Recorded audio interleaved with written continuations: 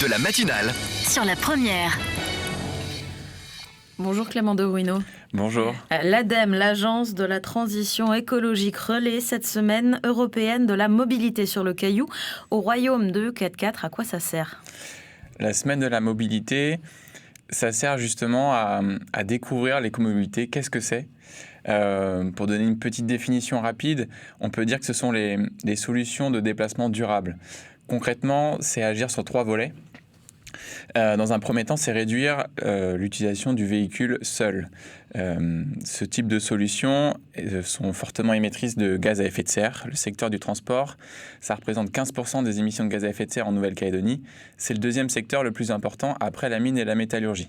Donc on se rend bien compte qu'il y a quelque chose à faire. Et ensuite, on peut, je disais, parler de 3 volets. Le premier volet, c'est la santé. En métropole, on peut compter 48 000 décès prématurés qui sont dus aux particules fines qui sont émises par les voitures. Réaliser 30 minutes de sport par jour, c'est-à-dire aller au travail à vélo, se déplacer lors de nos loisirs à pied à vélo, c'est réduire de 30% les risques de développer des maladies cardiovasculaires. Aller au travail à vélo, c'est un bien-être. On arrive, on est frais, on est prêt à travailler, on est plus productif. Donc on peut agir sur la santé. Ensuite, sur l'environnement, évidemment, quand on va parler de vélo, de covoiturage, de télétravail, on va réduire les émissions de gaz à effet de serre. Et donc on va protéger notre lagon, et c'est ça qui est extrêmement intéressant. Et enfin, l'aspect financier, plutôt que d'utiliser une voiture, on a calculé, et hier ce chiffre a été confirmé, on était à Coné pour le lancement de la semaine de la mobilité. Une voiture, ça coûte en moyenne en Calédonie 500 000 à 600 000 francs par an, en comptant l'achat, le carburant, l'assurance, l'entretien, etc., etc. Et quand on compare l'usage d'un vélo, même à l'achat, il n'y a pas de comparaison possible. Donc l'idée de la semaine de la mobilité, c'est d'oser l'écomobilité. C'est de se dire, allez, cette semaine, je ne vais pas être tout seul, je vais essayer de sortir mon vélo du garage, je remonte dessus, il y a une remise en selle à faire, qui est parfois un petit peu plus compliquée que ce qu'on pensait. Mais l'idée, c'est d'oser. On entend souvent parler de covoiturage, mais qu'est-ce que c'est que le covoiturage ? J'ai jamais essayé. L'idée, c'est de se dire, allez, je vais voir mes collègues, je vais voir mes voisins, et puis je propose le covoiturage. L'idée, c'est d'essayer, et puis de se rendre compte que finalement, on a tous nos contraintes, mais que c'est pas si dur. On peut essayer, on peut tous agir, et au final, c'est bénéfique pour la santé, pour l'environnement et pour le portefeuille. Et comment ce message passe auprès des Calédoniens qui sont amoureux de leur voiture depuis des décennies ? C'est vrai que quand on compte le nombre de 4x4, on peut se dire que c'est compliqué, mais les Calédoniens sont récepteurs et on sent une réelle envie d'agir. À travers l'ADEME, on a lancé plusieurs appels à projets en 2018, en 2019, et on s'est vraiment rendu compte qu'il y avait une réelle motivation des administrations, des entreprises pour agir et proposer des solutions. Pas uniquement pour avoir une image plus verte, mais vraiment pour agir pour l'environnement. Et en 2018, on a accompagné avec plus de 100 millions de francs de subventions. En 2019, c'était quasiment 35 millions. Donc ça, ce sont des appels à projets qu'on lance avec notre partenaire. Je peux également vous parler de la charte de l'écomobilité. C'est une charte qu'on a créée en 2015 avec le gouvernement, avec l'idée d'avoir une mise en réseau des bonnes pratiques, une mise en réseau de ce qui ne fonctionne pas, parce que ça arrive, quels sont les freins à lever. Et cette année, on est fiers d'avoir nos 17e et 18e partenaires qui ont rejoint cette charte, donc qui sont Komatsu, qui travaillent dans le secteur minier, donc on est fiers d'avoir... C'est les gros camions qu'on voit sur mine ? Exactement, c'est ce type de structure. Donc là, on a une grosse structure avec beaucoup d'employés qui souhaitent s'engager, mais c'est également des petites structures, Turtle, de mémoire c'est 2 ou 3 employés. Et ils agissent également dans l'écomobilité, ils s'engagent. Donc c'est vraiment pour tout le monde et pour tous, et on sent vraiment une réelle motivation d'agir pour l'écomobilité. 7h06, vous êtes bien sur la première. Je rappelle l'invité de la matinale. Ce matin, nous sommes avec Clément de Ruino, excusez-moi, qu'est-ce qui m'arrive ? De Ruino ce matin, chargé de mission énergie et climat à l'ADEME. Le standard est ouvert. Vous pouvez dès à présent poser toutes vos questions au 258. Charlotte Mestre. Clément de Ruino, la semaine de la mobilité en Nouvelle-Calédonie, elle est organisée, relayée sur le Caillou depuis plusieurs années. Quelle est l'évolution que vous avez pu constater dans les mentalités, dans les actions, depuis que vous l'organisez ? Effectivement, au niveau européen, c'est la 19e édition de la Semaine de la mobilité. En Calédonie, on essaye de relayer chaque année cet événement. Concrètement, au niveau de l'ADEME, on essaye de faire un communiqué de presse pour recenser toutes les actions. Donc, vous pouvez retrouver sur notre site internet le dossier de presse avec toutes les actions, on va dire, internes, mais surtout, ce qui peut intéresser les auditeurs, les actions grand public, avec des ateliers. Et selon dont on se rend compte, c'est effectivement à travers le réseau qu'on a créé, on a d'abord eu des premiers acteurs qui se sont engagés, qui ont réalisé des plans de déplacement, qui ont essayé de mettre en place le covoiturage. Et on se rend compte que maintenant, les nouveaux acteurs qui arrivent, ils surfent sur la vague, c'est-à-dire qu'ils foncent directement sur ce type de solution et ils vont encore plus loin. Les plans de déplacement, c'est plus juste analyser ma flotte de véhicules et puis réfléchir à ce que je peux faire. On lance directement des actions, remplacer les véhicules, mettre en place le télétravail. La crise sanitaire a permis, si on peut dire ça comme ça, de faciliter le télétravail. Et donc, ce sont des nouvelles solutions qui apparaissent et les acteurs s'engagent d'autant plus vite maintenant. Et qui sont ces acteurs qui participent qui relaient la semaine de la mobilité ici ? Donc, on a majoritairement des administrations, dans le sens où ce sont des acteurs avec lesquels on échange quotidiennement. Donc ce sont les provinces. Hier, je le disais, on était en province Nord, avec une belle journée de la mobilité qui a permis de tester des vélos à assistance électrique, de pédaler, de tous se remettre en selle et également de présenter les dernières actions au niveau de la province Nord. On a également la province Sud également qui lance cette année une expérimentation sur le covoiturage. On a les différentes villes de Nouméa, ville de Doumbéa, qui, pareil, mettent à disposition de la communication, des ateliers Répa Vélo.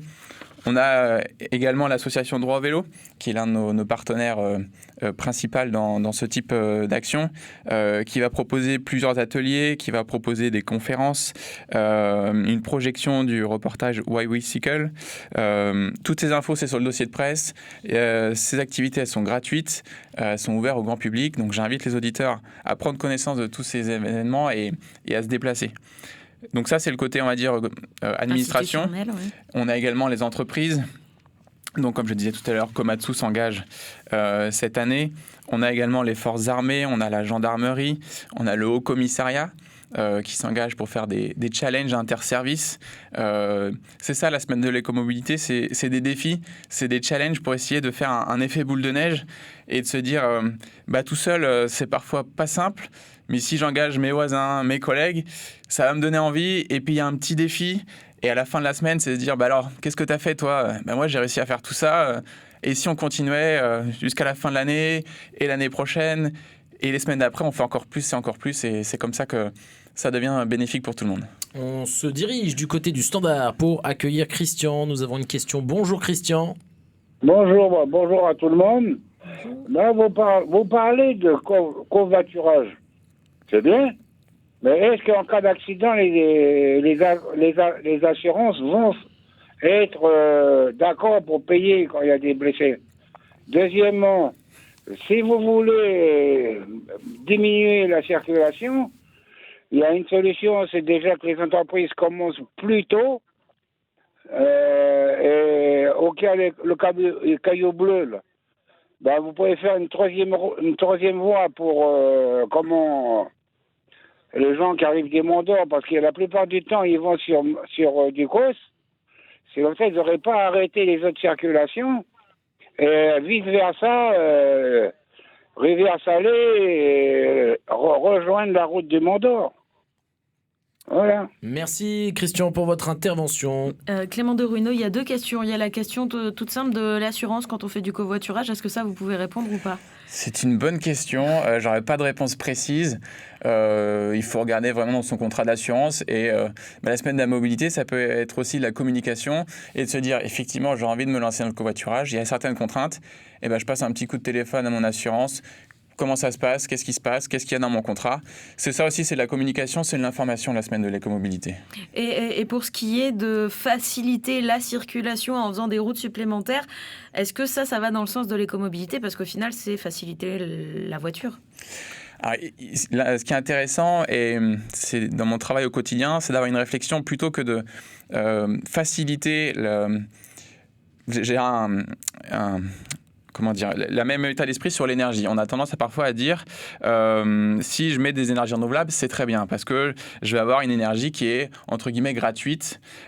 L'idée, c'est d'avoir dans un premier temps une réflexion sur nos besoins. Qu'est-ce qu'on a besoin? Et d'adapter notre production d'énergie à nos besoins. C'est-à-dire que est-ce qu'on a vraiment besoin de climatiser à 16 degrés dans une pièce? Pas forcément. L'idée, c'est d'avoir un confort. Et donc, on va avoir une température plutôt de 25 degrés. Et là, on va maîtriser nos besoins. Et une fois qu'on a maîtrisé, qu'on est sobre, ensuite, on agit sur l'efficacité. Et enfin, on agit sur les énergies renouvelables. Sur la mobilité, c'est pareil.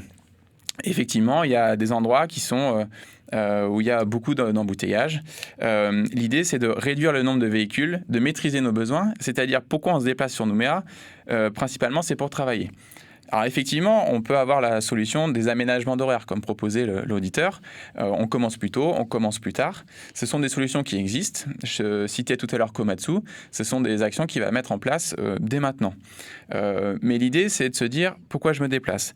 On peut également supprimer le déplacement. C'est-à-dire, plutôt que d'aller, si on est sur le Mont d'Or, d'aller sur Nouméa, on se dit, est-ce que je peux télétravailler? On supprime le déplacement. Et il existe aussi des solutions de coworking, c'est-à-dire que la ville du Mont d'Or propose un espace de coworking sur le Mont d'Or pour ses habitants qui, au lieu de se déplacer sur Nouméa, vont se déplacer dans une structure qui est partagée et on se déplace uniquement dans sa ville plutôt que de se déplacer plus loin sur Nouméa. Donc l'idée, c'est effectivement de maîtriser nos déplacements, d'essayer de les réduire et quand on peut les supprimer et plutôt de se déplacer vers le service, mais c'est le service qui se déplace vers nous. Par exemple, tous les midis, on va se restaurer. L'idée, c'est que on ne prenne pas chacun notre véhicule pour aller à un endroit. L'une des solutions, par exemple, la première, c'est le covoiturage, plutôt que de prendre X voitures si on n'en prend qu'une seule. Et l'autre solution, c'est que le service de restauration se déplace. On a accompagné à la Tontouta, donc c'est 1000 employés, la zone de la Tontouta, des services de gamelle. C'est-à-dire que c'est le service de restauration qui se déplace à l'aéroport, plutôt que chaque employé se déplace sur le temps du midi, prenant sa voiture. Il y a des risques d'accident. Voilà, l'idée, c'est également de déplacer les services. Vous évoquiez le covoiturage. Ça fait plusieurs années qu'il y a des essais de mettre ça en place. Il y a le site Covoiturage NC, il y a l'application PickMe que vous avez aidé à mettre en place avec les appels à projets. Et pourtant, à chaque fois, c'est des succès qui semblent confidentiels. On a l'impression que ça a du mal à se mettre en route. Comment vous l'expliquez? On n'aime pas les gens? Non, je pense qu'on a effectivement chacun nos contraintes. Mais l'idée, effectivement, c'est d'oser. Il faut y aller, il faut tester une fois pour se rendre compte que ça fonctionne, qu'il y a des outils qui existent. C'est pas plus compliqué, ça existe ailleurs, donc il n'y a pas de raison pour que ça ne fonctionne pas ici. Il y a plusieurs entreprises, vous évoquiez Komatsu et d'autres, qui ont signé cette charte de l'écomobilité. Quel est l'intérêt pour les entreprises, autre que celui de se donner bonne conscience ? L'idée, c'est ce que je disais tout à l'heure, c'est une mise en réseau. C'est-à-dire qu'on a des acteurs qui sont engagés depuis 2015 et puis régulièrement, on a des nouveaux engagés. L'idée, c'est de les mettre en réseau, qu'ils échangent, d'identifier les actions qui fonctionnent, qu'est-ce qui ne fonctionne pas et pourquoi. Et l'idée, c'est vraiment des échanges et puis ça permet également de mettre en lumière, effectivement, d'avoir un joli logo. Pour se dire, effectivement, moi je suis engagé, je fais quelque chose. Et ça permet de l'afficher. Enfin, le joli logo, c'est pas ça qui va faire baisser les émissions de gaz à effet de serre. Non, c'est sûr. Mais effectivement, c'est un plan de communication. On va dire que c'est dans un second temps. Vraiment, le plus important, c'est la mise en réseau et l'échange et le partage.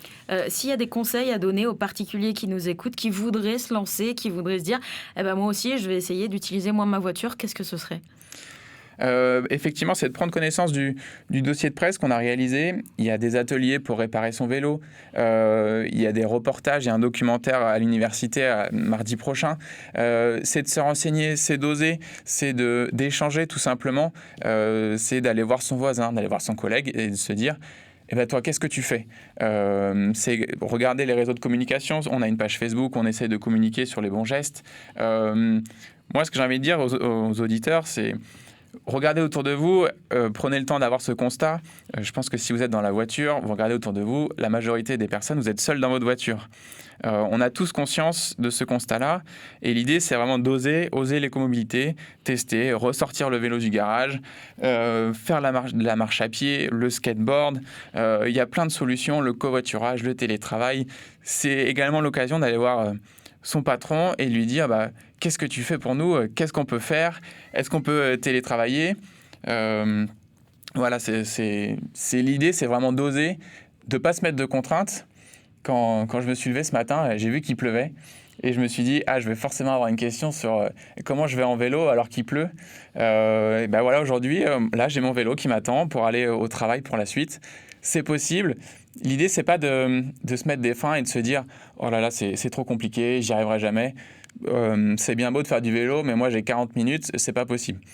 Effectivement, l'idée, c'est pas de se mettre des contraintes, c'est d'avoir des solutions simples et efficaces pour remettre le pied à l'étrier, essayer, oser et se rendre compte que parfois, c'est pas plus compliqué que ce qu'on pense. Clément de Ruino, chargé de mission énergie et climat à l'ADEME, l'Agence de la transition écologique.